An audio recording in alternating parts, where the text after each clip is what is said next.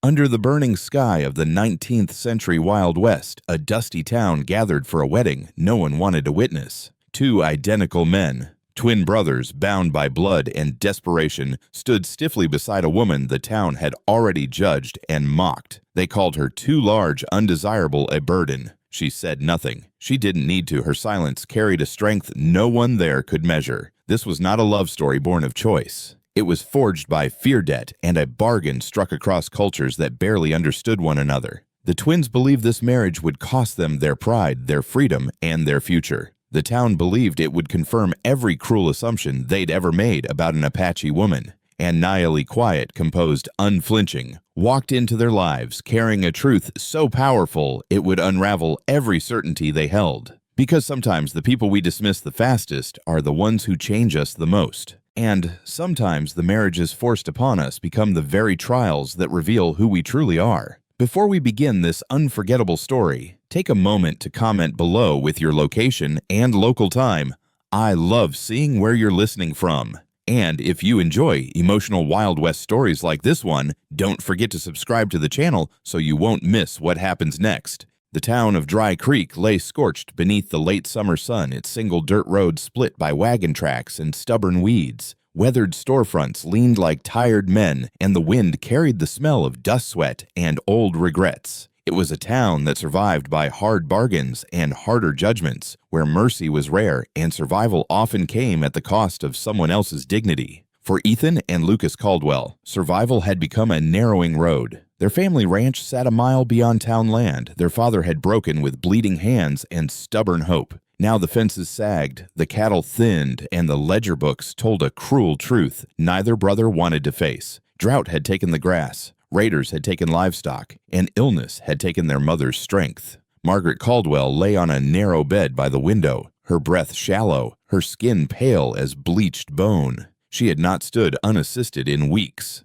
"They'll take the land," she whispered one evening, fingers trembling as Ethan held her hand. "When I'm gone, they won't show mercy." Ethan said nothing. He had learned that promises meant little when spoken against reality. Lucas, pacing the room like a trapped animal, cursed under his breath. "We can fight," Lucas said. "Sell the north pasture, borrow more. Hell, we'll ride west if we have to, and leave her," Ethan replied quietly. Silence fell between them, thick and heavy. The next morning, the answer arrived from a direction neither man expected. A lone Apache rider appeared at the edge of the ranch, sitting tall in the saddle, watching without threat or haste. He carried no weapon openly, only a message. By sunset, Ethan and Lucas found themselves standing beneath the cottonwood tree near the creek, facing Chief Taza and two elders of his people. The meeting place was neutral ground, chosen carefully, deliberately. Chief Taza was older than Ethan expected, his hair silvered, but his posture unbroken. His gaze did not waver, did not accuse.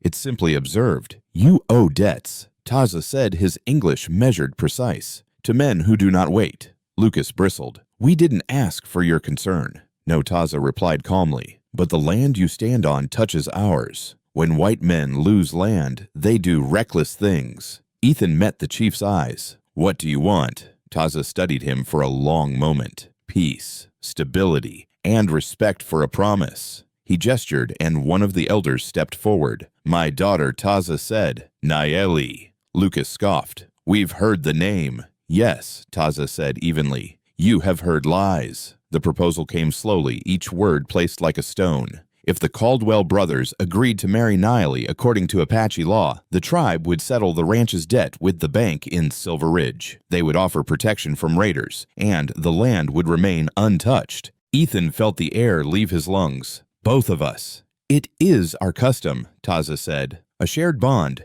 shared responsibility." Lucas laughed, sharp and bitter. "You want us to be a joke." "You already are," the elder said softly. "To your own people." Anger flared, but Ethan raised a hand. "Why us?" Taza's gaze flickered just once. "Because Nayeli deserves a future not decided by mockery, and because you need saving more than you admit." That night, the brothers argued until their voices broke. "This is humiliation," Lucas snarled. "They'll laugh us out of town." "They already are," Ethan said. "You'd bind us to a woman we don't even know." "A woman who's offering to save our mother?" Ethan interrupted. Lucas fell silent. They met Nayeli 2 days later. She stood outside the tribal encampment, tall and broad-shouldered, her dark hair braided simply down her back. Her dress was plain, her expression unreadable. She did not lower her eyes when they approached. Lucas swallowed hard. She was larger than any woman he'd known, solid, powerful, not delicate, not apologetic. Ethan noticed her hands first, strong, steady. She did not speak. Chief Taza explained calmly, "Nayeli will not beg. She accepts this bond for her people's future. You may accept it for yours."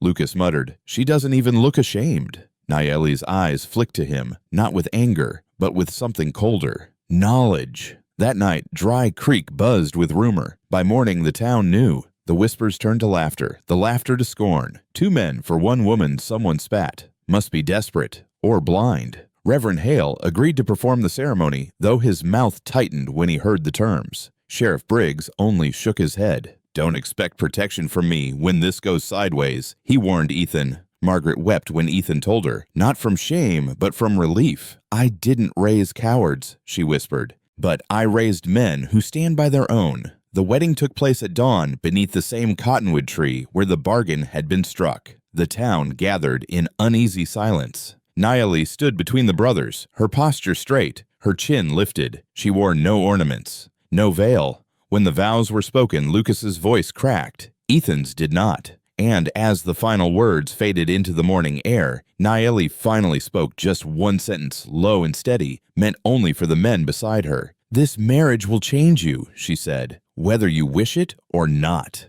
Lucas felt a chill crawl down his spine, because for the first time since this nightmare began, he realized something terrifying. She was not the one being sacrificed. They were. Morning came without mercy. The sun rose hard and bright over Dry Creek, exposing every whisper left behind by the wedding. Ethan Caldwell woke first, as he always did. Habit had shaped his body to the rhythms of survival long before thought could interfere. He sat on the edge of the bed, boots in his hands, listening to the unfamiliar stillness of the house. There had always been quiet here, but this was different. This was a quiet crowded with presence. Across the narrow room, Lucas lay awake, staring at the ceiling, as if it had betrayed him. Between them, on a mattress laid carefully on the floor, Nayeli slept on her side, her breathing slow and even. She had removed her braids and left her hair loose, dark waves spilling across her shoulder like a shadow uncontained. Ethan looked away first. No one spoke. Breakfast passed in fragments of sound. The scrape of tin, the hiss of coffee poured too strong, the creak of old wood protesting new footsteps. Nayeli moved with deliberate calm, as if she had lived in the house for years rather than hours. She did not ask permission. She did not intrude. She simply existed, solid, unafraid. Lucas finally broke. So he said, voice edge sharp as flint, "This is it." Nayeli looked at him, then back to the kettle. "This is a morning," she replied. "They come whether you want them or not." Ethan felt something tighten in his chest. Lucas scoffed. "You don't talk much for someone who just married 2 men. She turned, then meeting his gaze fully. "I speak when words matter." "And when will that be?" Lucas shot back. "When you are ready to hear them." The tension coiled tighter. Ethan stood abruptly. "I need to check the fences." Lucas laughed bitterly. "Of course you do." Outside, the land stretched wide and indifferent. Ethan welcomed it. The fences needed mending. The cattle needed counting. These were problems he understood, problems that did not look back at him with knowing eyes. He worked until his hands ached, hammering nails into weathered posts, driving his thoughts into the earth. Yet no matter how he tried, he couldn't shake the image of Nayeli standing in his home with the quiet authority of someone who had never doubted her right to take up space. When he returned at noon, he found the house changed. Margaret sat upright at the table, a thin blanket around her shoulders. Nayeli knelt beside her, carefully rubbing salve into her swollen hands. The old woman's face, drawn tight for months, was softened by something close to peace. "You didn't tell me she knew herbs," Margaret said when she saw Ethan. She learned from her mother. Nayeli said nothing, only continued her work. Lucas stood near the door, arms crossed, expression unreadable. "She didn't ask," he muttered. Margaret smiled faintly. "Neither did you when you were boys." Ethan caught Nayeli's eye then, just for a moment. Something passed between them. Not gratitude, not agreement. Recognition. By evening, the town came calling. It began with footsteps outside, then voices. Curious. Cutting. A group gathered at the edge of the yard, pretending interest in the fence while staring openly at the house. Lucas bristled. They've come to gawk. Nayeli rose slowly. Let them. They'll mock you, Lucas snapped. Her gaze slid to him, steady as stone. They already have. The door opened before anyone could stop her. She stepped onto the porch, shoulders squared, hands at her sides. The murmurs faltered. Some men shifted uncomfortably. A few women looked away. Clara Whitmore stood among them, her eyes sharp with something like doubt. Nayeli spoke clearly. You are on our land. If you have business, speak it. Silence stretched. Sheriff Briggs cleared his throat. Just making sure everything's peaceful. It is, Nayeli said. For now. The sheriff nodded stiffly and turned away. The crowd dispersed unsettled. Lucas stared at her, shaken. You didn't even flinch. Why would I? She asked quietly. Fear feeds those who offer it. That night, the storm came. Rain slammed the roof like thrown gravel. Wind clawed at the shutters. The house groaned under the assault. Margaret coughed in her sleep, her breath turning ragged. Without a word, Nayeli rose. She sat by the old woman's bed through the night, changing cloths, whispering low prayers in Apache that Ethan could not understand, but felt nonetheless. Lucas watched from the doorway, guilt and confusion twisting his face. At dawn, Margaret slept peacefully for the first time in weeks. Lucas stepped outside, rain-soaked and shaking. Ethan followed. This isn't what I expected, Lucas admitted hoarsely. She's not what they said. Ethan nodded. No. Lucas stared out at the land. And that scares me. The days that followed reshaped the house in quiet ways. Nayeli fixed what was broken without announcement. She cooked meals that stretched what little they had. She moved among them with a steadiness that neither man could match, and yet she kept her distance. At night, she slept alone. Lucas noticed first. You don't have to, he said one evening, his voice unsure. I choose to, she replied. Ethan respected her more for it, but respect was not enough to hold the peace. On the seventh day, Lucas exploded. He accused Ethan of siding with her, of forgetting who they were, of letting the town think they had been conquered. Ethan shouted back. Words sharpened into weapons. The past clawed up between them, resentments buried since childhood. Nayeli watched from the doorway, her face unreadable. When the argument burned itself out, she spoke. You think this marriage is your punishment, she said calmly. You are wrong. They turned toward her. It is your mirror. Lucas opened his mouth to respond, then stopped, because in her eyes he saw something he had not expected, not victory, pity. That night, as the wind howled across the plains, Lucas lay awake staring at the ceiling once more. For the first time he wondered not how to escape this marriage, but what it would cost him if he didn't change. The 8th night after the wedding arrived without ceremony, but it carried a weight the house could feel. Oh, I see y'all. The wind had settled, leaving the plains unnaturally still. Even the crickets seemed cautious, as though something unseen lingered between the walls of the Caldwell home. Inside, the oil lamp burned low, its flame trembling with each quiet breath taken beneath the roof. Lucas sat at the table, a half-empty bottle of whiskey before him. He hadn't meant to drink, not really, but the thoughts came faster at night, and the bottle had always been his way of slowing them down. Ethan leaned against the far wall, cleaning his rifle by habit more than necessity. He worked in silence, his movements controlled, precise. Everything Lucas felt slipping away, Ethan seemed determined to hold together. Nayeli sat near the hearth, mending a torn shirt that Lucas recognized as his own. She had found it that afternoon, folded beneath a stack of worn clothes. She hadn't asked. She never did. The quiet stretched too long, so Lucas said at last, his voice rough, "This is what my life's come to." Neither Ethan nor Nayeli looked up. Lucas laughed bitterly. 2 men, 1 wife. A town full of jokes. A house where I don't even recognize myself. Ethan stiffened. You knew the terms. I knew the terms, Lucas snapped, rising to his feet. I didn't know how it would feel. Nayeli set the shirt aside carefully. Words spoken in daylight sound different at night. Lucas turned on her. You don't get to talk about how this feels. Her eyes lifted, then steady and unflinching. You are right, she said calmly. I do not feel what you feel. Her gaze hardened slightly. I feel worse. The words landed heavier than any blow. Lucas faltered, anger draining into something raw. You think this is easy for me? I think, Nayeli replied, that you believe pain belongs only to you. Ethan stepped between them instinctively. Enough. Lucas let out a harsh breath and grabbed his coat. I need air. He didn't wait for a response. The door slammed behind him, rattling the walls. Outside, the night wrapped around Lucas like a challenge. The stars were sharp, merciless. He walked without direction, boots kicking dust, heart pounding with emotions he couldn't name. Shame, anger, fear. He had lived his life believing strength meant never bending. That pride was something you defended at all costs. Yet every day since the wedding, that pride had been stripped away by the stairs in town, by Nayeli's quiet competence, by Ethan's growing calm acceptance, and worst of all, by the truth he refused to face, that he had misjudged her. A sudden shout broke the night. Lucas froze. The sound came again, female panicked. He ran toward it without thinking. At the edge of the road near the old trading post, Clara Whitmore stood backed against a wagon, her face pale with fear. Two men loomed too close, their laughter sharp and ugly. "She doesn't belong here," one of them slurred. "Should have stayed inside."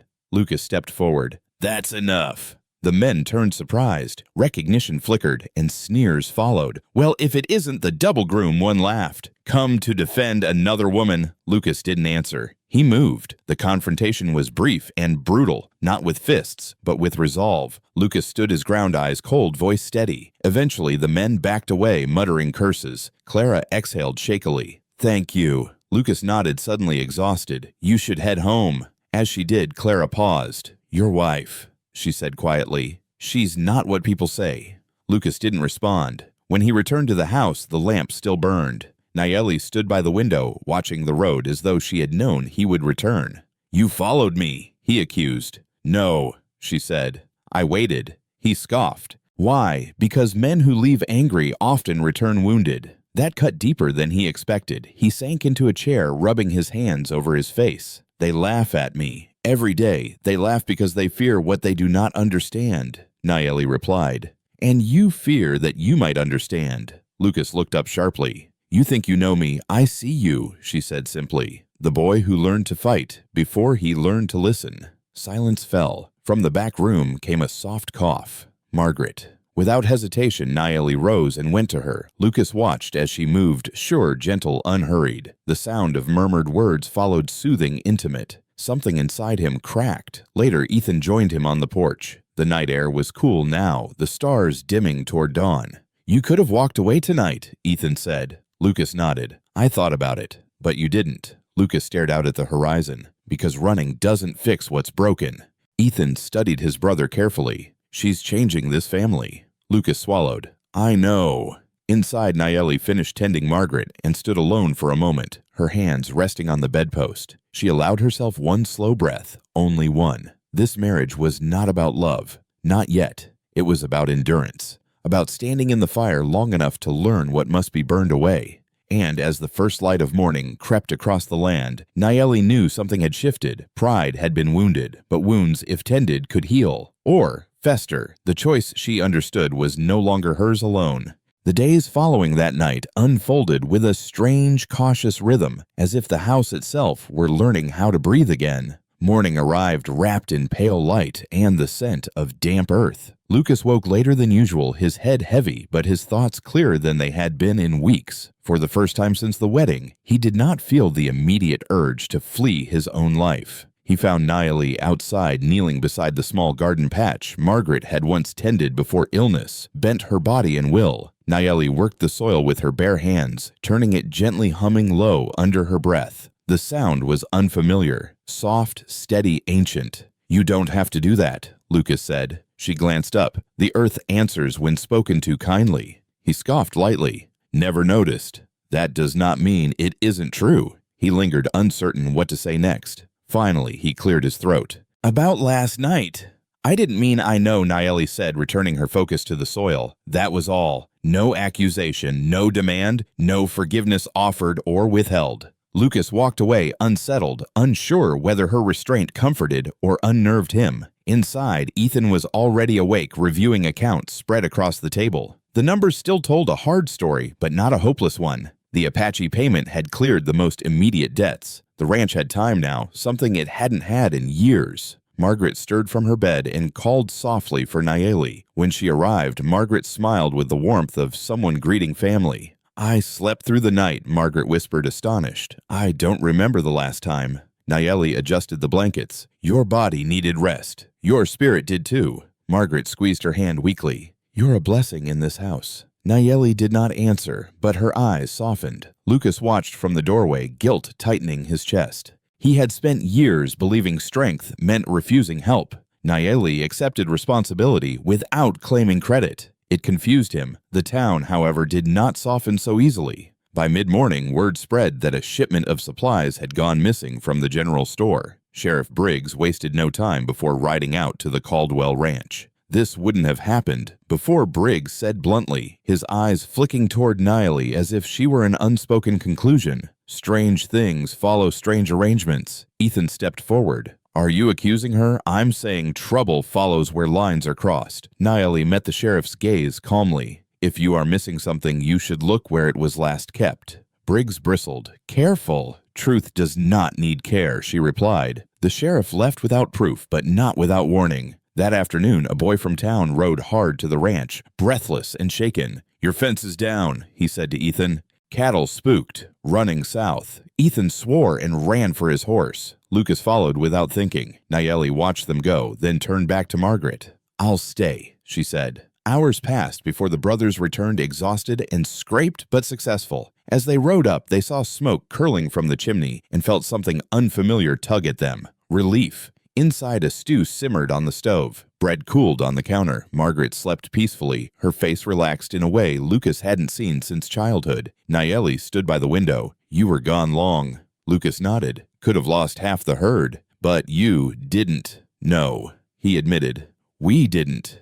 They ate in silence, but not the strained silence of before. This one was heavy with acknowledgement. Later that night, Lucas sat alone on the porch, watching the moonrise. Nayeli joined him without a word. He hesitated. Why did you agree to this marriage? She considered him carefully. Because my people needed safety, and because I was tired of being hidden. He frowned. Hidden in the shadows of laughter, she said. In the corners where women are placed when they do not please the eye. Lucas swallowed. They call you cruel names. I know. Doesn't it hurt? She turned toward him. Then her expression steady. Pain does not vanish when ignored. It only grows quieter. Her words struck something deep inside him. You're stronger than anyone I know, he said quietly. No, Nayeli replied. I have simply learned not to break where others expect me to. The following morning brought another test. Margaret's condition worsened suddenly. Her breathing grew shallow, her skin clammy. Panic seized the house. Ethan sent Lucas riding for the doctor in Silver Ridge. Hours passed with no word.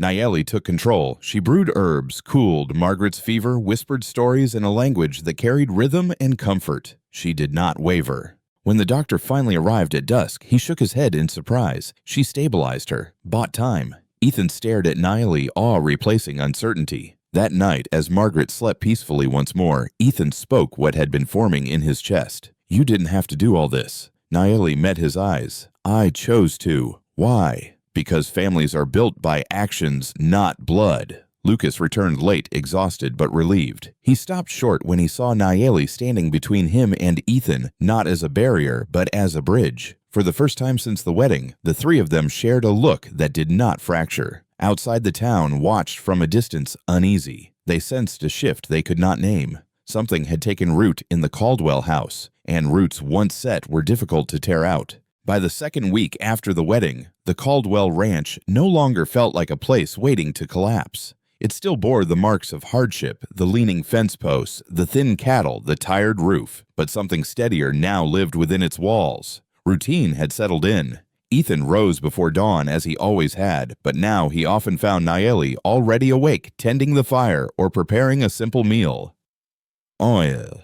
She moved with purpose, not haste. There was no performance in her work, no attempt to impress. She did what needed to be done because it needed doing. Lucas noticed everything. He noticed how Margaret's color slowly returned, how her hands trembled less, how her laughter, soft and fragile, began to surface again in the evenings. He noticed how Nayeli listened more than she spoke, and how people seemed to speak more carefully when she was present. What unsettled him most was how natural it all felt. The town, however, grew restless. Dry Creek did not trust quiet change. It trusted patterns, labels, and stories passed down without question. And Nayeli disrupted all three. At the general store, Clara Whitmore listened as two women whispered behind their hands. She's got them fooled, one said. Using that sick mother to stay welcome, another replied. Clara turned sharply. You've never seen her with Margaret. They stared at her, surprised by the challenge. By midday, Ethan felt the pressure too. A man from the bank rode out, polite but probing, asking questions about the arrangement with the Apache,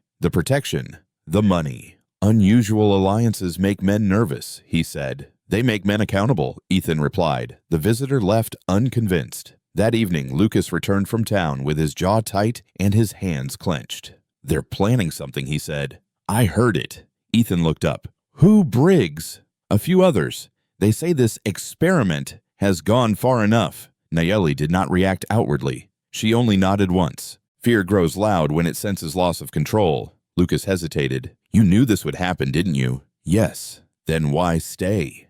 She met his eyes, because leaving would prove them right. That night, Nayeli finally spoke of her past, not fully, not in detail, but enough. She told them of her mother, who had been mocked for her size and strength, yet chosen as a leader among the women of the tribe. She spoke of learning early that softness and power were not opposites, that dignity was not granted, it was claimed. Lucas listened, arms crossed, his defenses slowly eroding. I thought strength was something you took, he admitted, something you showed. Nayeli's gaze softened, not with pity but understanding. Strength is something you keep, she said, even when others try to take it from you. The next morning, the confrontation came. Sheriff Briggs arrived with 2 men at his side, their expressions rigid with resolve. We're here to speak with Nayeli, Briggs announced. Ethan stepped forward. On what grounds? Concerns, Briggs replied. About safety, about influence. Nayeli came to the door on her own.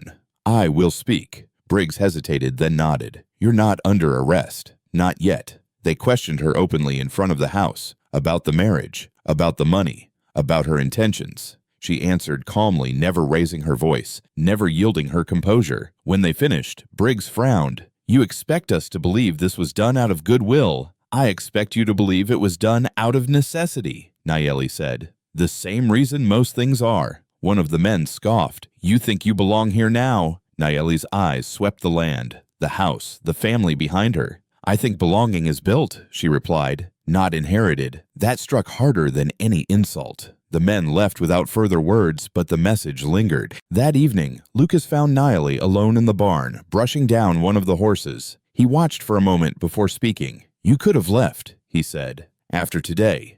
She nodded. Yes. Why didn't you? She rested her forehead briefly against the horse's neck. Because your mother's life matters, and because I will not run from men who mistake cruelty for authority. Lucas swallowed. You don't owe us anything. She looked at him, then really looked at him. No, she said gently, but I choose to stay. The words hit him harder than obligation ever could. Later that night, Lucas admitted something he had never said aloud. I was ashamed of you, he said quietly, staring at the floor, of what people would think. Nayeli did not recoil. And now he met her eyes. Now I'm ashamed that I was ashamed. She nodded once, accepting the truth without demand for apology. Ethan watched these exchanges with growing awareness. Something was shifting between the three of them. Not romance, not yet, but respect layered with something deeper. Trust. As days passed, the ranch began to change outwardly too. Fences stood straighter, cattle looked healthier. Margaret sat outside more often wrapped in blankets, her eyes bright with gratitude. The town noticed. Some grew quiet, others grew angry. One afternoon, a rock shattered a window. No one was seen, no note left behind. Nayeli swept up the glass herself. They want a reaction, Lucas said, furious. They will not have one, she replied. But that night, as Nayeli lay awake staring into the darkness, she allowed herself one hard truth.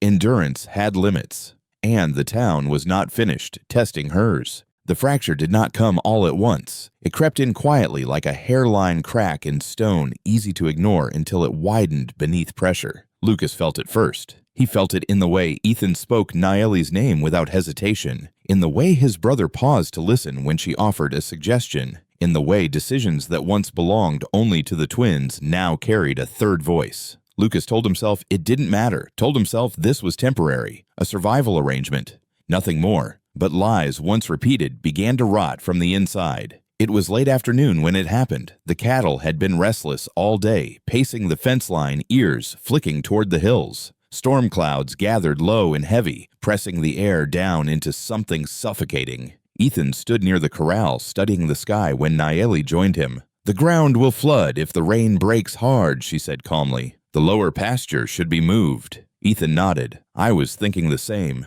Lucas, tightening a saddle strap nearby, stiffened. "Since when did she become the authority on our land?" he snapped. Ethan turned sharply. "She's right!" Lucas laughed without humor. "Of course she is." Nayeli did not react. She simply waited. Ethan's voice hardened. "This isn't about authority. It's about keeping the herd alive." Lucas straightened, eyes flashing. "Funny how survival always seems to mean doing things her way now." "That's not fair," Ethan said. "No," Lucas shot back. "Because it feels like I'm the only one still remembering who we were before all this." Silence fell heavy between them. Nayeli spoke then softly but firmly. "If my presence divides you, say it plainly." Lucas turned on her. "You don't get to decide what divides us." She held his gaze. "I don't. But I will not pretend not to see it." The storm broke soon after. Rain fell hard and sudden, turning dirt to mud in minutes. Thunder rolled across the plains, shaking the ground beneath their boots. They worked fast, driving cattle uphill, shouting commands through sheets of rain. Lucas rode recklessly, pushing too hard, refusing to slow, even when his horse stumbled. Ethan saw it too late. The ground gave way beneath Lucas's horse, slick with rain and loose soil. The animal went down hard, throwing Lucas sideways into the mud. Time slowed. Ethan shouted his name, racing forward. Nayeli was already moving, fearless, sliding down the embankment without hesitation. Lucas lay gasping, pain etched across his face. His leg was twisted at an unnatural angle. Ethan knelt beside him, panic rising. "Don't move." Nayeli's hands were steady as she assessed the injury. "The bone is not broken," she said calmly, "but it is badly strained." Lucas clenched his jaw. "I don't need be still," she commanded. He froze. It startled him, the authority in her voice, the absence of apology. She splinted his leg with practiced efficiency, using what was at hand. Her movements were precise, confident. Ethan watched, shaken not by the injury, but by the realization that without her, Lucas might have been far worse off. They carried him back to the house as the storm raged on, rain soaking them to the bone.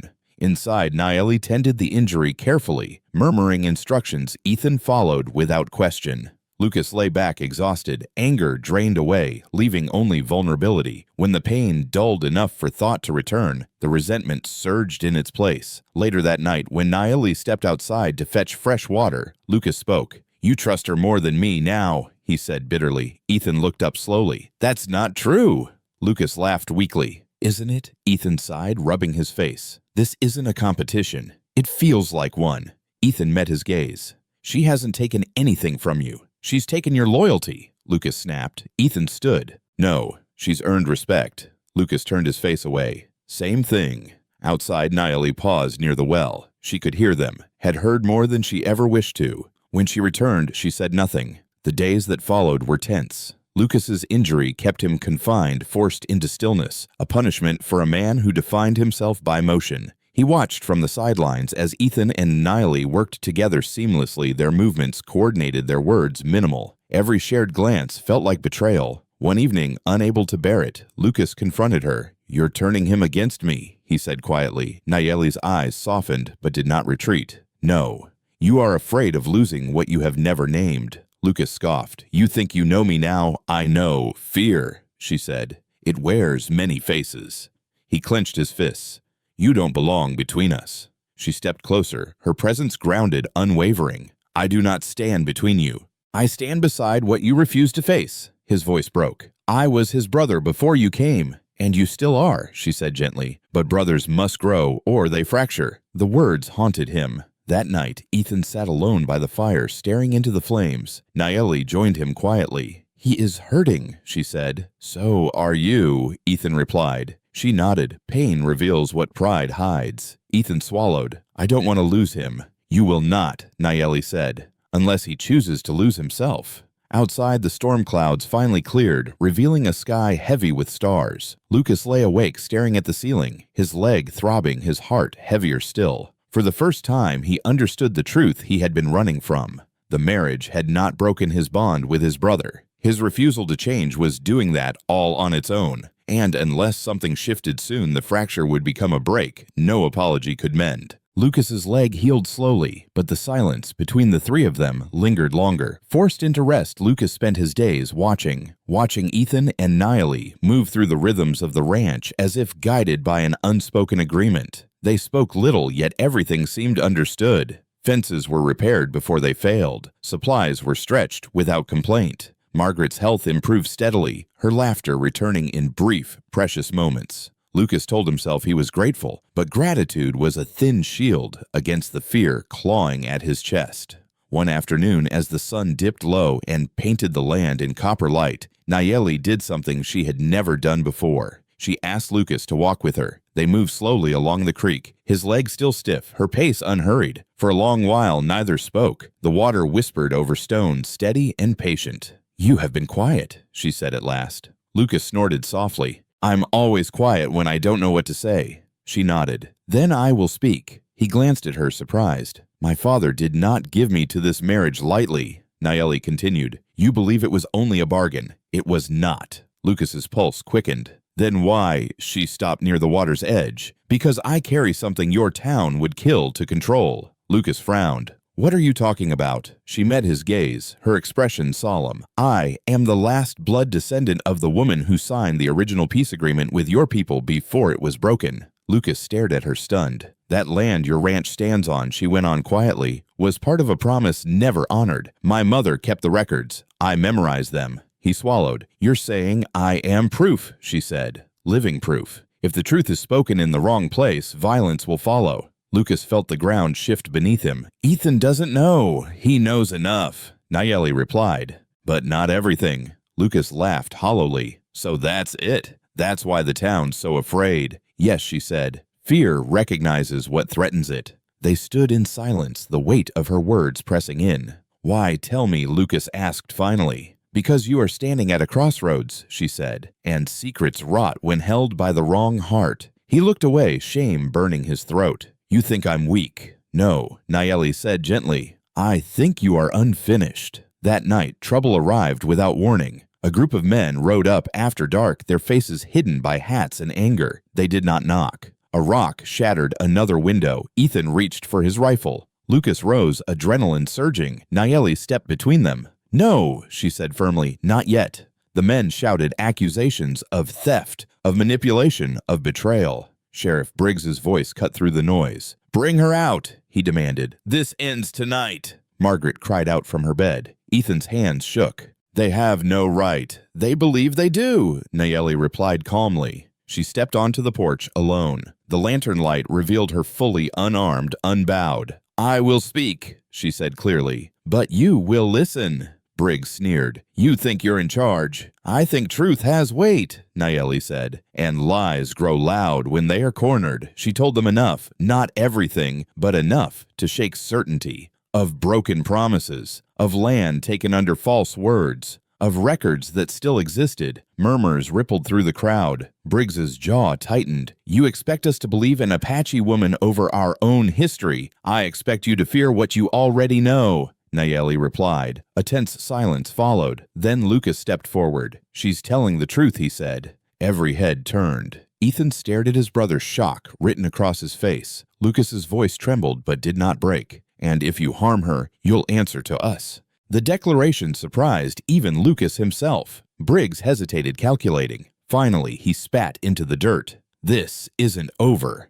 The men rode off, leaving behind a night heavy with consequence. Inside, Ethan confronted Nayeli. "You put yourself in danger," he said quietly. She met his gaze. "So did you." Lucas watched them, something settling in his chest. Clarity, perhaps. Or resolve. Later, when the house finally grew quiet, Lucas spoke the truth he could no longer deny. "I was afraid," he admitted. "Not of you. Of what you revealed in me." Nayeli nodded. "Fear is honest when faced." Ethan exhaled slowly. "What happens now?" Nayeli looked toward the darkened land beyond the window. "Now," she said, "the town will choose." And so would they. Because the secret beneath her silence had been spoken, and nothing, no bond, no blood, no bargain, would remain unchanged. The morning after the confrontation arrived, wrapped in a deceptive calm. Sunlight spilled across Dry Creek as if nothing had happened, illuminating the same dusty road, the same weathered buildings, the same people who now avoided looking one another in the eye. But beneath the stillness, something had shifted, something brittle and dangerous. Ethan felt it the moment he rode into town. Conversation stopped when he passed. Doors closed a fraction faster. At the general store, the clerk weighed flour in silence, his movements stiff, his eyes never lifting. "You're short," Ethan said carefully. The clerk slid the sack across the counter. Prices went up. They went up overnight. The man's jaw tightened. "You can take it or leave it." Ethan took it and understood. By noon, the message was clear. Credit withdrawn, supplies delayed, work denied. Dry Creek was closing its ranks. At the ranch, Lucas noticed it too. The boy who once rode messages now avoided the road. The neighboring rancher, who used to wave, turned his horse away. "They're starving us out," Lucas said, anger sharp in his voice. "They are afraid," Nayeli replied quietly. Afraid of what Lucas demanded, of truth that cost them comfort. Margaret sensed it as well. She watched from her chair by the window, worry shadowing her eyes. "I've seen this before," she murmured. "When folks decide someone doesn't belong, they don't need reasons anymore." That afternoon, Sheriff Briggs returned alone this time, but no less threatening. "You've stirred things," he told Nayeli, standing in the yard with his thumbs hooked into his belt. "Men don't like being told their fathers lied." Nayeli met his gaze calmly. "Men do not like being told they must answer for it." Briggs glanced at Ethan and Lucas. "You boys still have a chance to step away from this. Send her back. Let things settle." Ethan felt his chest tighten. "And if we don't," Briggs shrugged, "then you'll learn how small a ranch can feel when a town turns cold." He rode off, dust rising behind him like a warning. That night, the reality of the threat became undeniable. A fence was cut under cover of darkness. 2 calves went missing. A note was nailed to the barn door, its words crude and unmistakable. "Go back." Lucas tore it down, his hands shaking. "They're escalating." Ethan nodded grimly. "They want to force a choice." All eyes turned to Nayeli. She stood very still, the lantern light catching the calm strength in her face. "Then I will make it easier for you." Ethan frowned. "What do you mean I will leave?" she said simply. Lucas stared at her. "No. It is the cleanest path," Nayeli continued. "The town will relent. Your mother will be safe. The ranch will survive." Ethan stepped forward. "At what cost?" She met his eyes. "Mine." Silence crashed down around them. Lucas shook his head violently. "You can't keep sacrificing yourself." She looked at him gently. "I am not sacrificing myself. I am choosing." Margaret's voice cut through the tension, weak but firm. "No." They turned toward her in surprise. "You do not leave," Margaret said. "Not after everything." Nayeli knelt beside her. "I do not want them to suffer for me." Margaret took her hand. "Suffering doesn't disappear just because you remove yourself. It just finds a new home." Ethan felt something harden inside him, a resolve forged not of anger, but of loyalty. "We won't send you away," he said quietly. "Not like this." Lucas nodded. "If they want to fight, they'll have to look us in the eye." The decision did not bring peace. The next day, a wagon carrying supplies was stopped on the road. The driver turned back, pale and shaken. "They warned me," he said. "Said they'd burn my place next if I helped you."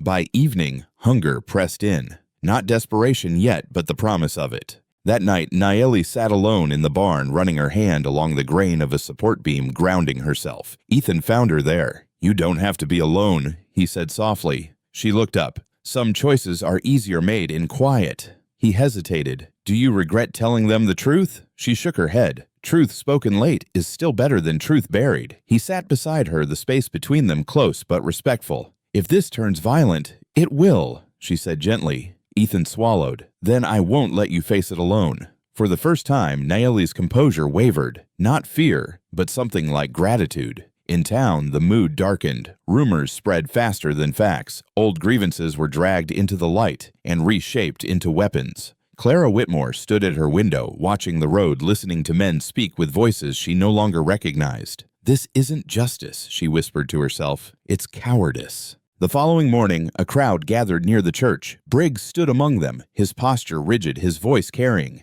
"This arrangement has gone too far," he declared. "We can't allow one woman to destabilize this town." Murmurs of agreement followed, but then a voice rose, uncertain but clear. "What if she's right?" Heads turned. Clara stepped forward, her hands trembling but her eyes steady. "What if what we're afraid of isn't her?" she continued, "but what she reminds us of?" The crowd shifted uneasy. Briggs glared. "This isn't your concern." "It is if we're choosing cruelty," Clara replied. The moment passed without resolution, but a crack had formed. At the ranch, Ethan, Lucas, and Nayeli stood together on the porch, watching the horizon. "They're coming," Lucas said quietly. Nayeli nodded. Yes. Ethan tightened his grip on the railing. Then we stand, because the town had made its choice. And now so would they, knowing that whatever came next would demand more than endurance. It would demand courage. The waiting was worse than the threats. It stretched the hours thin and sharp, turning every sound into a warning and every shadow into a possibility. By the third day of isolation, the ranch felt smaller than it ever had. No longer a refuge, but a line drawn in the dirt. Ethan rose before dawn and stood alone outside the sky, still dark and bruised with night. He listened to the distant lowing of cattle, counted the slow beats of his own breath, and tried to steady the storm gathering inside his chest. Behind him, the door creaked softly. Nayeli stepped out, wrapped in a shawl, against the chill. She did not startle when she saw him. She rarely did. You should sleep, she said quietly. So should you.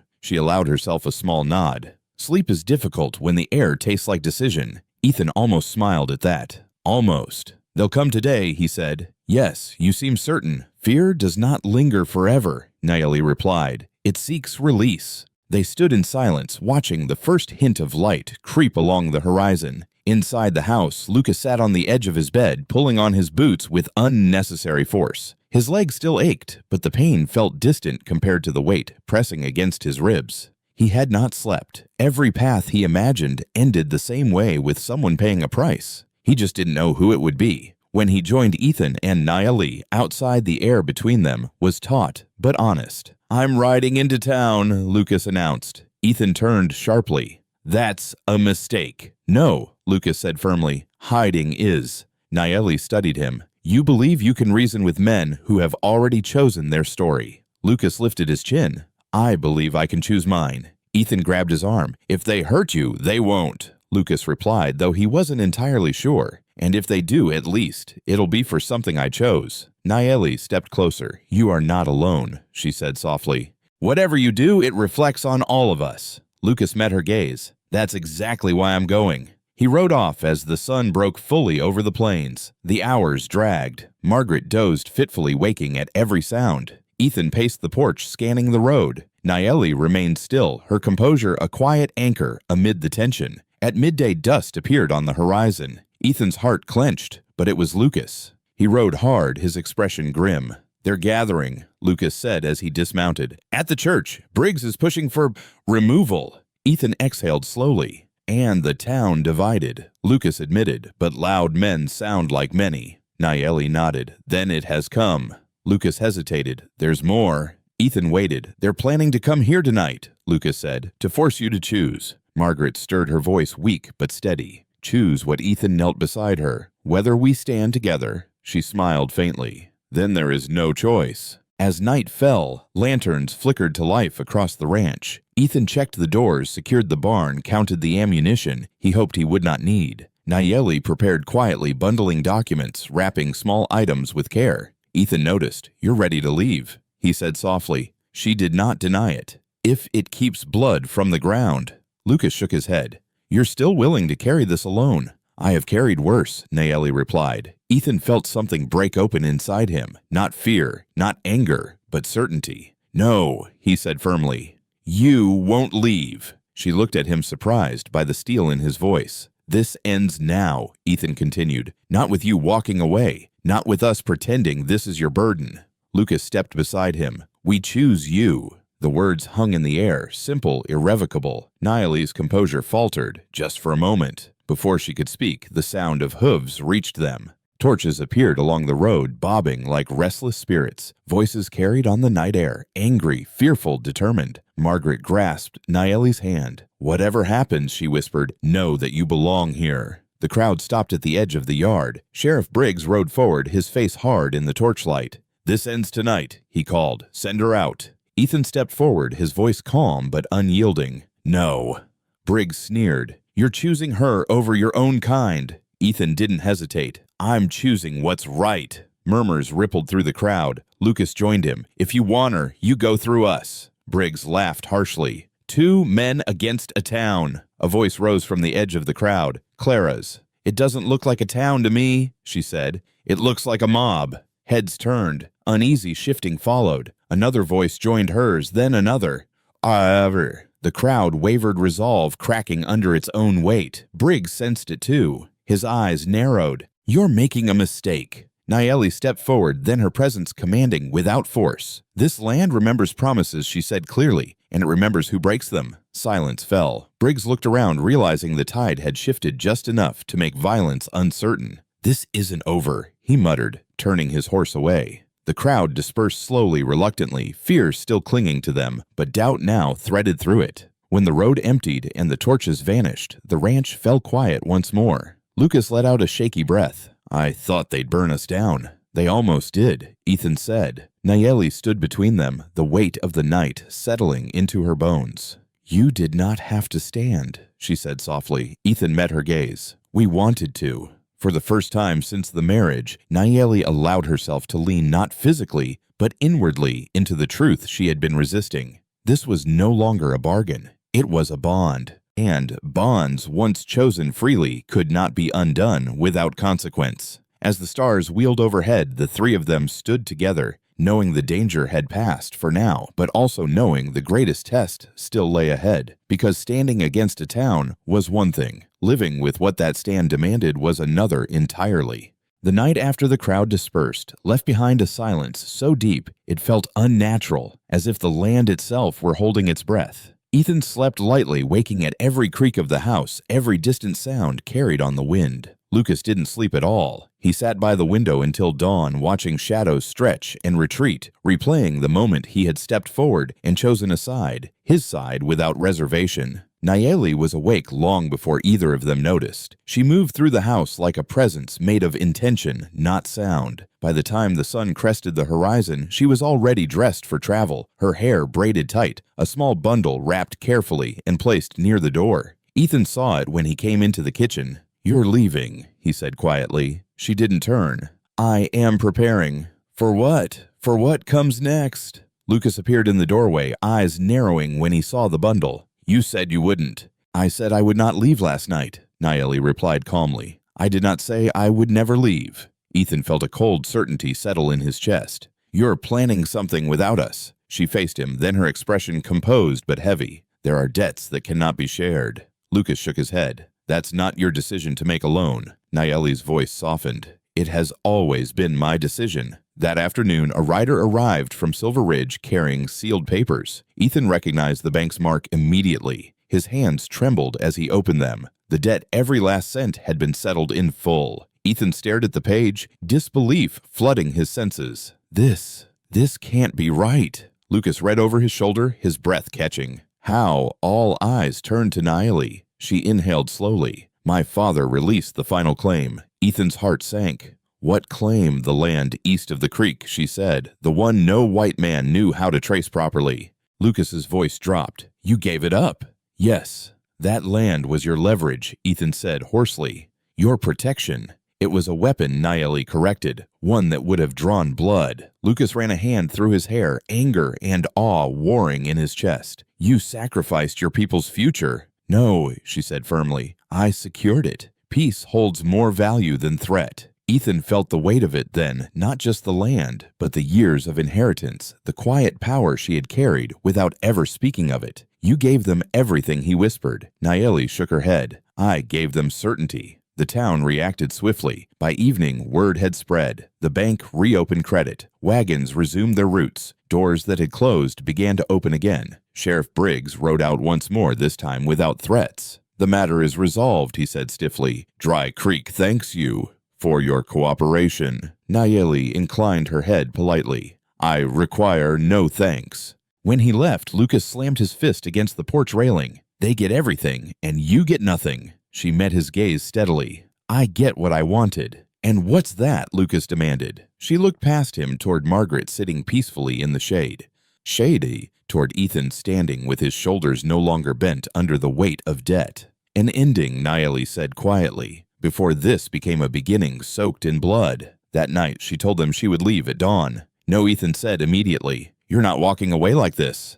"I must," Nayeli replied. "If I stay, resentment will return. Men forgive sacrifice, but they do not forget power." Lucas's voice broke. "So you'll just disappear?" She looked at him gently. "I was never meant to stay where I am needed only for what I can give." Ethan stepped closer, his heart pounding. Your family. The word hung between them, fragile, dangerous. Nayeli closed her eyes briefly. Families also know when to let go. Later, when the house grew quiet, Lucas found Nayeli in the barn, running her hand along the familiar beams one last time. You didn't have to save us, he said softly. She turned to him. You saved yourselves. I only removed the obstacle. He swallowed hard. You changed me. That was never my intention. It happened anyway. She studied his face, seeing the boy beneath the bravado, the man still learning what strength meant. Change is a choice, she said. What you do with it is yours. At dawn, Ethan stood on the porch as Nayeli lifted her bundle. Where will you go? He asked. She smiled faintly. Where my name is not spoken in whispers. Lucas stepped forward, unable to hold back any longer. Will we see you again? Nayeli looked at both of them, her eyes shining with unshed emotion. If you live honestly, she said, then yes. In ways that matter. She mounted her horse and rode away without looking back. The dust settled slowly. In the days that followed, life returned to Dry Creek. The ranch prospered. Margaret's health stabilized. The town spoke less and thought more. But something was missing. Ethan felt it in the quiet moments. Lucas felt it in every choice he now questioned. Nayeli had given them peace, but in doing so, she had taken a piece of their hearts with her, and neither brother knew how to live without it. The days after Nayeli's departure moved with a hollow steadiness, like footsteps echoing through an empty hall. The ranch thrived, ironically so. Credit flowed again. Wagons stopped without fear. The land breathed easier, and yet every improvement felt borrowed, paid for by an absence that weighed heavier with each sunrise. Ethan tried to bury himself in work. He rose earlier, slept later, and filled the spaces between with repairs and plans. Lucas threw himself into motion, riding fences and trails as if speed could outrun memory. Margaret noticed both. You boys are quieter, she said one afternoon, watching them from the porch. Not sad, just listening. They didn't answer. They were listening to the silence Nayeli had left behind. The town pretended to forget. That was its way, smooth over discomfort, call it resolution, move on. But truth has a habit of standing up when least expected. It did so on a Sunday. The church was fuller than it had been in months. Sheriff Briggs sat stiffly in the front row, his jaw set. Clara Whitmore took a seat near the aisle, her hands folded tight in her lap. Ethan and Lucas stood at the back, unsure why they'd come, only certain they couldn't stay away. The sermon began like any other, familiar words, familiar cadence. Then Reverend Hale paused. He cleared his throat. I have something to read, he said, his voice unsteady. Something that came into my care. Murmurs rippled through the pews. Hale unfolded a weathered document. This record, he continued, details an agreement signed before this town was built. An agreement between settlers and the Apache people promising shared access to land east of the creek. Briggs shifted sharply. This isn't appropriate. It is necessary, Hale replied, surprising everyone. The document bears witness signatures, names some of you recognize, names of fathers and grandfathers. A hush fell. Hale read on. He spoke of promises broken quietly, of land absorbed by convenience and silence. He spoke of a woman who carried those records in memory when paper was taken and burned. She came here not to threaten, Hale said, his eyes lifting to the room, but to end a cycle. The weight of it pressed down on the congregation. Faces flushed. Eyes dropped. A few hardened. Briggs stood. We resolved this, he said sharply. The land was settled lawfully. Lawfully does not always mean justly, Clara said, standing. Gasps followed. She turned to the room, her voice trembling but clear. We were willing to starve a family because we were afraid of what one woman reminded us of. A man shouted from the back. She took advantage. Clara shook her head. She gave everything. And we took it gladly. Ethan felt Lucas tense beside him. Reverend Hale folded the paper. This town can choose, he said quietly. We can let this truth rot in silence, or we can face it. Briggs's eyes swept the room. He saw doubt, now real doubt. He understood the moment slipping. Enough, he said. We move on. But the room didn't move. A farmer stood, then another. Questions followed, tentative, uneasy, honest. The sermon dissolved into reckoning. Outside, the sky darkened, clouds rolling in low and fast. By the time the church doors opened, rain was already falling. Ethan and Lucas stepped out into it stunned. She planned this, Lucas said softly. Ethan nodded. She didn't just leave. She set the truth where it couldn't be buried again. They returned to the ranch to find a rider waiting at the gate, an Apache man, his posture formal, his eyes grave. "I bring word," he said, "from Chief Taza." Ethan's heart quickened. "Is Nayeli?"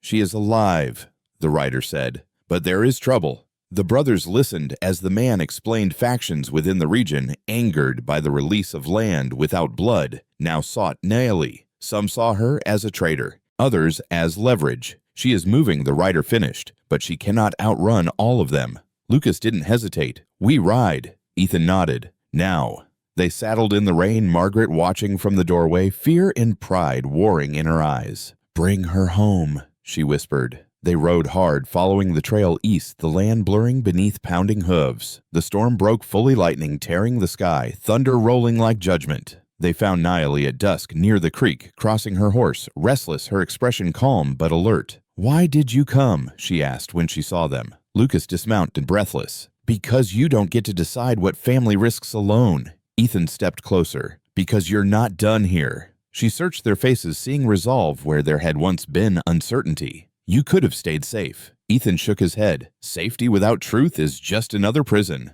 A shout rang out from the trees. Figures emerged, men with anger sharpened into purpose. Nayeli moved instinctively, positioning herself between the brothers and the threat. "Stay back." "No," Lucas said firmly, stepping beside her. Ethan joined him. For a heartbeat time held still. Then another voice cut through the tension, Chief Taza's. "This ends," he commanded, stepping into the clearing with elders at his side. The men faltered. Taza's gaze rested on Nayeli. Pride and sorrow woven together. "You chose peace," he said. "Now let us protect it." The would-be attackers withdrew, tension bleeding away into the storm-soaked earth. In the quiet that followed, Nayeli exhaled slowly. "You risked everything."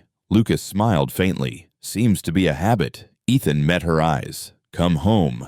Nayeli hesitated, then nodded. The storm eased as they rode back together, the land washed clean beneath them. Behind them, truth stood in the open. And nothing, not town, nor tribe, nor fear, could force it back into shadow again. They returned to Dry Creek under a sky scrubbed clean by rain, the air sharp with the scent of wet sage and unsettled change. The town did not greet them with cheers. It greeted them with windows half-curtained and silence that followed like a shadow. But this silence was different. It was not the silence of dismissal. It was the silence of people realizing their own reflection had become difficult to endure. Ethan rode at Nayeli's left, Lucas at her right, as if instinct had formed a shield around her. Nayeli's posture remained straight, her face calm, but Ethan could feel the tension in her, like a bowstring pulled taut, ready to snap if needed. At the edge of town, Sheriff Briggs stood near the hitching posts, arms crossed. His men lingered behind him, uncertain. Clara Whitmore stood farther back, her bonnet damp from the earlier storm, her eyes steady. Briggs' gaze locked on Nayeli. "So, you came back." Nayeli dismounted slowly. "I was never gone from the truth," she said.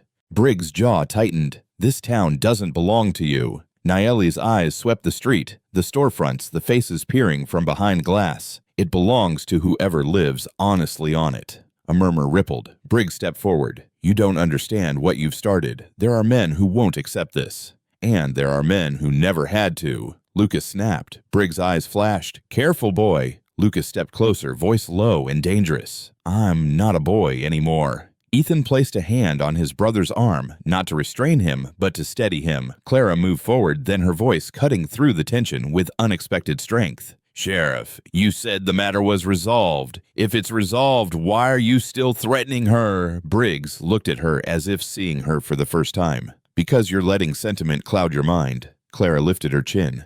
"No, I'm letting conscience finally speak." The town held its breath. Briggs realized the ground beneath him was no longer solid. He could feel it, this slow shift, the kind that didn't announce itself until it was too late to stop. He spat to the side. "Fine," he muttered. "Stay. But don't expect everyone to welcome you." Nayeli's answer was quiet. "I do not require welcome, only fairness." The next days were the hardest, not because of violence, though the threat still hovered, but because of the awkward, painful reckoning that seeped into every corner of Dry Creek. Some townsfolk avoided Nayeli entirely, refusing to meet her eyes. Others stared openly, curiosity, mixed with discomfort. A few, like Clara, offered small gestures, a loaf of bread left at the gate, a bundle of cloth, delivered without a name. Margaret, stronger now, welcomed Nayeli as if she had never left. "Sit," Margaret insisted, patting the chair beside her. You don't get to vanish again without hearing me scold you." Nayeli smiled faintly. "Yes, ma'am."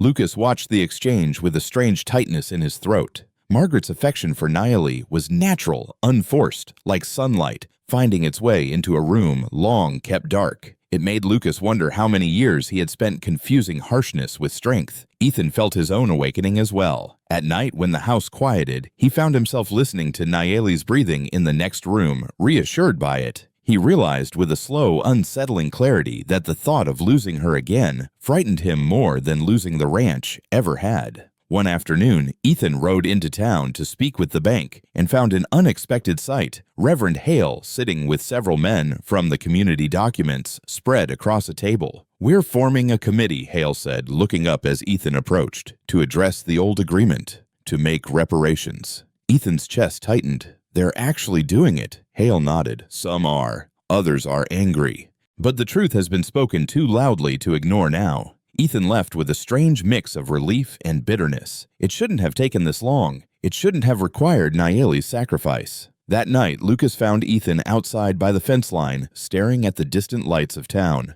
"She's changing them," Lucas said quietly. Ethan nodded. "And us." Lucas hesitated. "Do you ever think we don't deserve it?" Ethan's voice was low. "Every day." Inside, Nayeli sat alone by the hearth, her hands folded in her lap, her face calm but her eyes distant. Lucas stepped in quietly. "You're thinking about leaving again." Nayeli did not deny it. "I think about the paths that remain open." Lucas swallowed. "You can't keep carrying this." Nayeli looked up at him. "What would you have me do?" "Stay," Lucas said simply. "Not because you owe us, because you want to."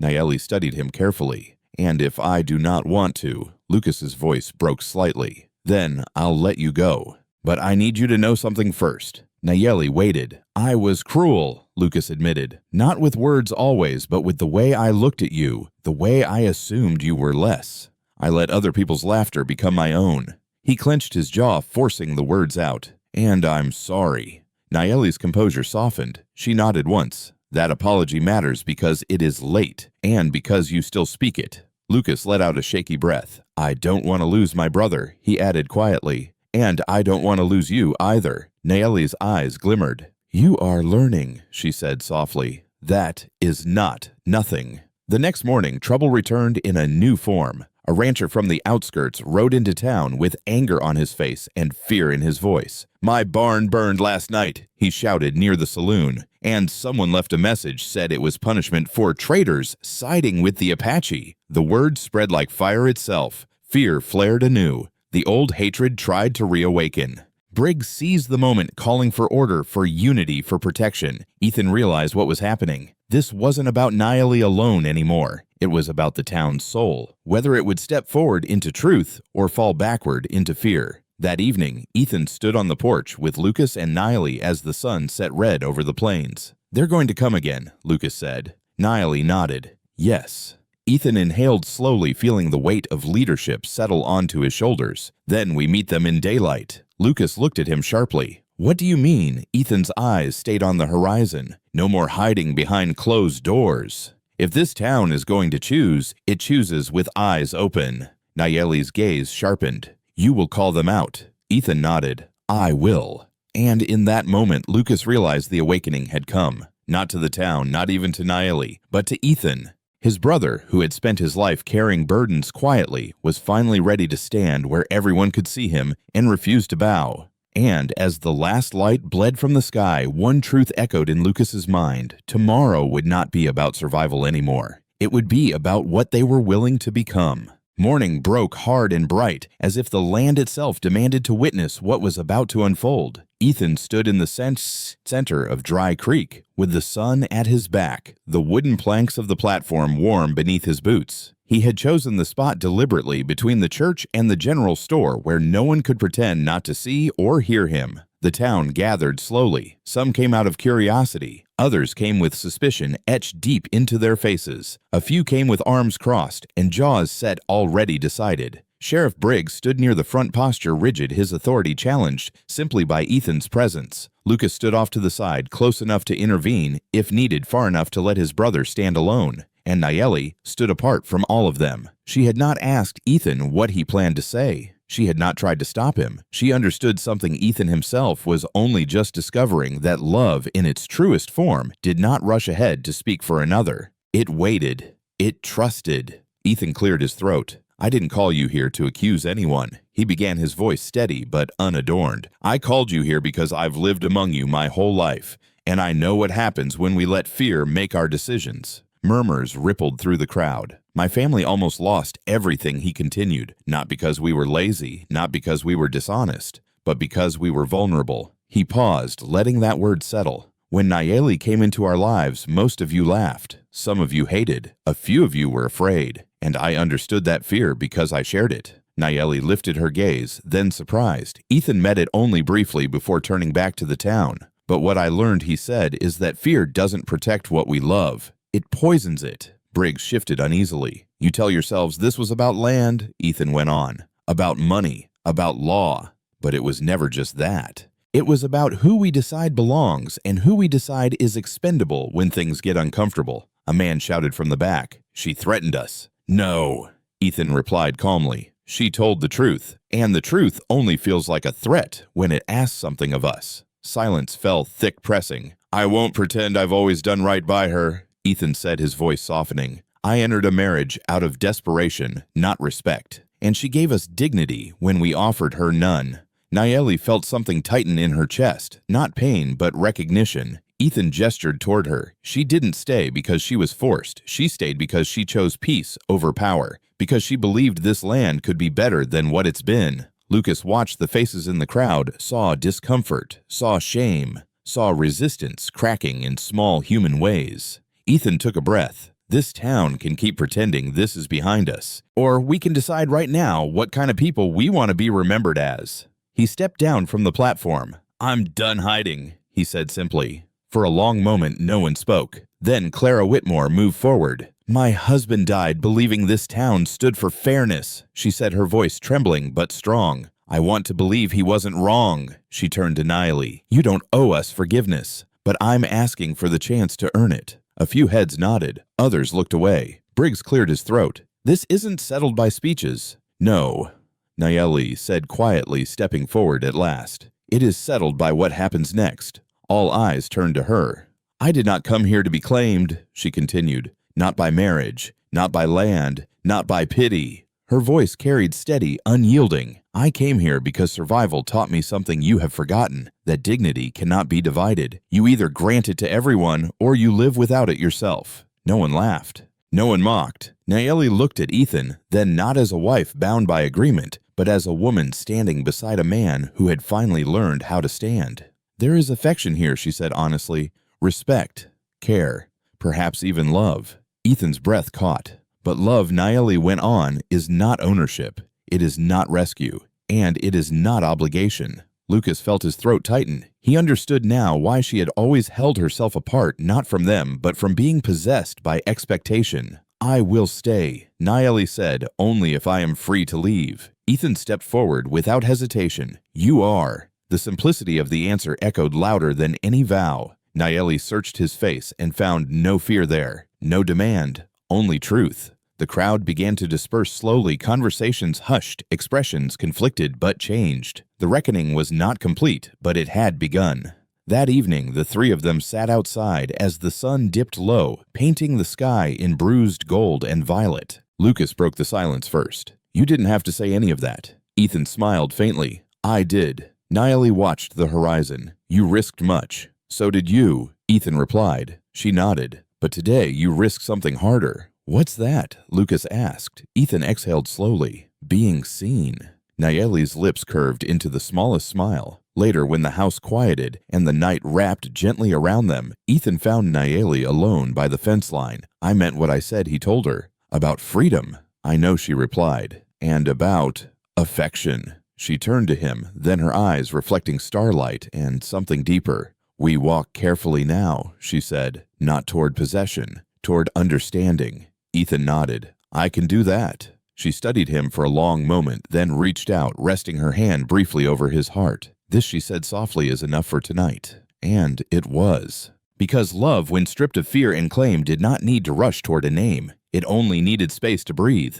Time did not rush to reward them. It moved as it always had on the frontier, slow, deliberate, indifferent to intention. Yet in that slowness, something lasting began to take shape. Dry Creek did not transform overnight. Some doors remained closed. Some eyes still carried suspicion. But cruelty, once challenged in the open, lost its certainty. It grew quieter, less confident. And in its place, something unfamiliar settled in hesitation. And hesitation for a town like Dry Creek was the first sign of change. On the ranch, life found a steadier rhythm. Margaret grew stronger by the week. She walked the porch without help. Now her laughter more frequent, her eyes sharper than they had been in years. She watched Nayeli move through the house as if she had always belonged there, not as a savior, not as a symbol, but as a woman who chose to stay, because staying felt honest. Lucas changed in ways he never announced. He spoke less quickly, listened more carefully. When men in town mocked or muttered, he did not rise to anger, but neither did he laugh along. His silence, once defensive, became deliberate. One evening, Clara Whitmore arrived at the ranch with a basket of bread and preserves. "I didn't bring this as an apology," she said quietly. "Apologies are easy. I brought it as a beginning." Nayeli accepted it with a nod. Beginnings matter. Word spread slowly, not as rumor but as observation. People noticed that the Caldwell Ranch prospered without cruelty, that no land was taken by force, that peace, though fragile, held. And they noticed something else. Nayeli did not shrink. She did not perform gratitude. She did not soften herself to be accepted. She lived openly, firmly, without apology. That unsettled some, but it inspired others. One afternoon, Ethan stood at the fence line watching Nayeli and Lucas repair a broken post together. They worked easily now, their movements coordinated not by habit, but by trust. Ethan realized then that whatever love was growing between them, between all three of them, it did not resemble the stories men told in saloons. It was quieter, stronger, and it did not ask to be owned. That night, as the sky filled with stars, Nayeli sat alone by the creek. The water murmured softly, carrying memory and promise in equal measure. Ethan approached, stopping a respectful distance away. "You're thinking about leaving again," he said, not accusing, not afraid. Nayeli smiled faintly. "I think about the choice, always." He nodded. "And what does the choice say tonight?" She considered the question carefully. "That I am still here," she said, "and that it is enough." He sat beside her, not touching, not crowding the space between them. "I don't know what this becomes," Ethan admitted. "I only know I don't want to decide it for you." Nayeli turned toward him, her gaze warm and steady. "That is the first promise that has ever mattered." They sat in silence, listening to the creek, to the land that had witnessed fear, cruelty, sacrifice, and now something gentler. In the distance, Dry Creek slept, not forgiven, but awake. Months later, a marker was placed near the eastern pasture, not a claim, not a boundary, but a record, an acknowledgement of what had been taken and what had been returned without bloodshed. Some called it unnecessary. Others called it overdue. Nayeli called it honest. On the day it was set, she stood beside Ethan and Lucas, her hand resting lightly over the wood. "This land remembers," she said softly. "What we do upon it stays." Lucas nodded. "Then let it remember this." The wind carried her hair across her shoulders, the sun warm against her face. For the first time in her life, Nayeli did not feel like a bridge meant only to be crossed. She felt like ground solid, chosen her own. And as the seasons turned, one truth became clear to everyone who watched from near or far. What shocked the town was never the marriage. It was the dignity that followed it. Some stories linger because they reveal a truth we recognize too late. This is one of them. In life, we are often taught to fear what challenges our comfort to judge before we understand to protect ourselves by pushing others aside. But dignity does not come from power, nor from being right. It comes from choosing courage when silence would be easier and compassion when fear feels justified. Nayeli's story reminds us that love is not possession. It is respect freely given, that real strength does not demand sacrifice from the voiceless, but listens, stands, and changes. And perhaps the hardest lesson of all, sometimes the people we underestimate